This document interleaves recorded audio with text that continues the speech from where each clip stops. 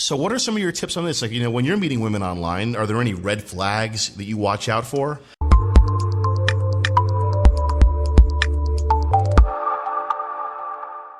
Now, any guys who have been on any of these Asian dating sites are aware that the number of girls can be overwhelming. There's just so many young, attractive women that are on these sites looking to meet foreign guys. But, as we say in the Philippines, there's a word here, this is called bola bola, which means bullshit, and there's a lot of girls who are not quite what they appear to be, who may not have honest intentions, but a lot of them can be very clever and very crafty. So part of the whole game here, is to figure out how to sift through the girls who are being a little bit dishonest, and maybe have 3 or 4 foreigners on their chat list right now, versus the girls who are sweet and genuine.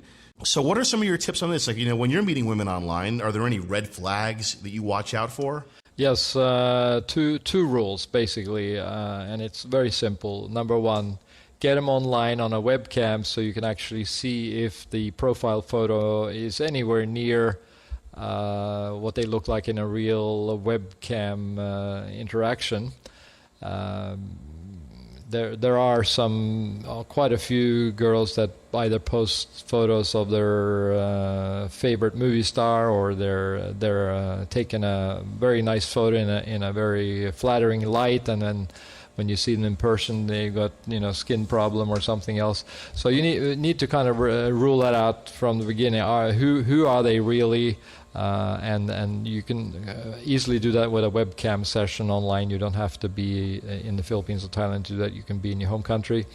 And the second thing is if the girl ever slightly hints at sending her money and you never met her, that's a big red flag. You will most likely want to ditch her right away, or not ditch, but just stop communication with her right away. Mm-hmm. That's very true. They can really play on your heartstrings. A lot of the girls will, they'll come up, they'll say to you, honey, I have a problem, and they act very shy, and you say, well, what's the problem? And then there's a story about a sick relative, or she needs money for her school or something or other. And exactly.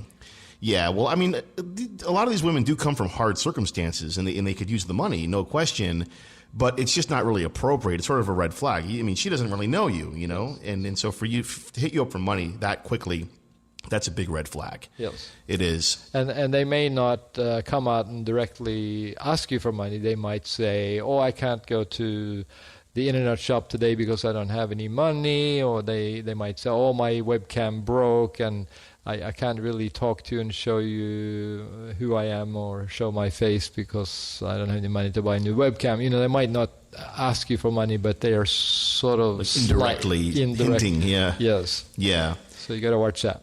Yeah, and I would add to that there are internet cafes on every block here in the Philippines and in Thailand.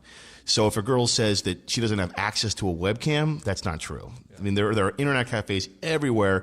They all have webcams, and they're dirt cheap. It's like, maybe 40 cents an hour, if that, US, to chat with a webcam on the internet.